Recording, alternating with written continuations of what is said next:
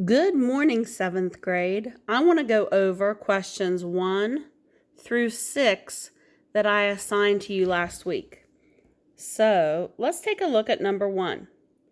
Identify the scientific term used for rows on the periodic table. And we're going to look at number 2 because it's very similar. And identify the scientific term used for columns on the periodic table. The rows on the periodic table are called periods, and they go from left to right. And number 2, the columns are called groups or families, and they go from the top to the bottom. If you need to make changes, go ahead and make changes. The blank, number 3, the blank increases by 1 for each element as you move left to right across the period.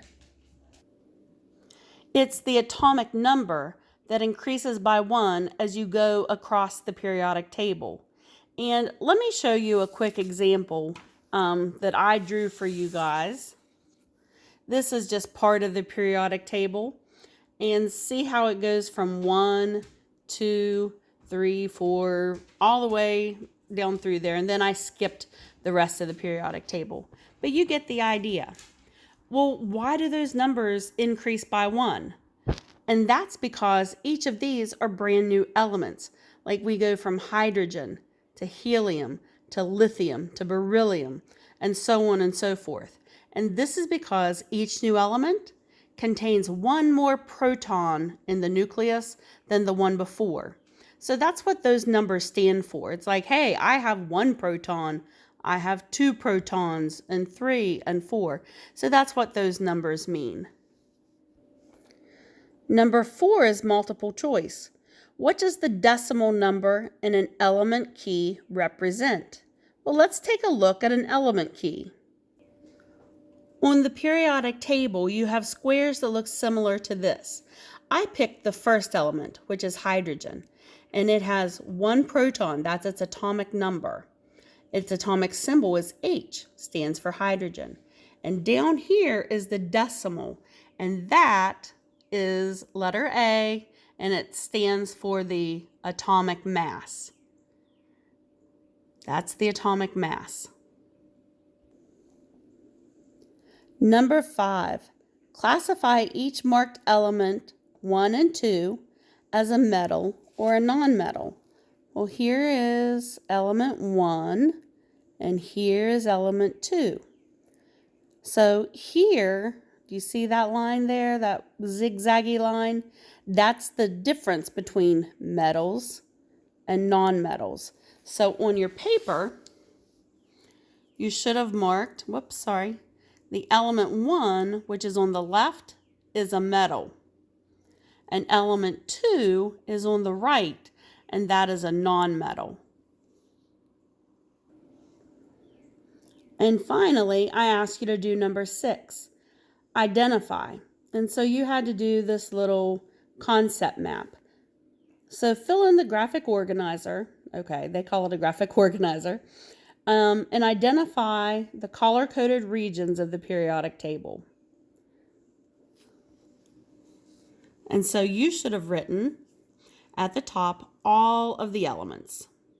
They are either metals, metalloids, or nonmetals.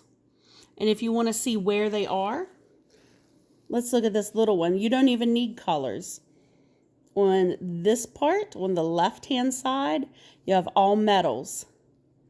And then in these little boxes that contain the darker lines around it, those are the metalloids. There are only, 2, 4, 6, 7, 8 of them. And then the rest, this tiny little bunch over here, those are your nonmetals. All right, well, that's all we had to do for 1 through 6. I'm also going to post pictures of my answers on Google Classroom. And today, I'd like you to read Section 2. Section 2 is on metals. Okay, so you guys are going to read Section 2. and that's pages 400 through 406. But instead of doing the section 2 questions, I want you to go on a scavenger hunt inside your house for metals. So find 10 objects made of metal in your home. Can you find the metal on the periodic table? For example, I have an iron skillet. This is made of iron, and iron is on the periodic table. Its symbol is capital F, lowercase e. I also have a ring, and the ring is made of silver, and I can find silver on the periodic table, but it's a little bit trickier. Do you know what the symbol is? Capital A, lowercase g. I also found a metal lamp in my son's room, but I really don't know what kind of metal that's made out of. How do I know that it's metal? It's shiny. It is not plastic. And I bet I could find some other things about this lamp if I had a hammer.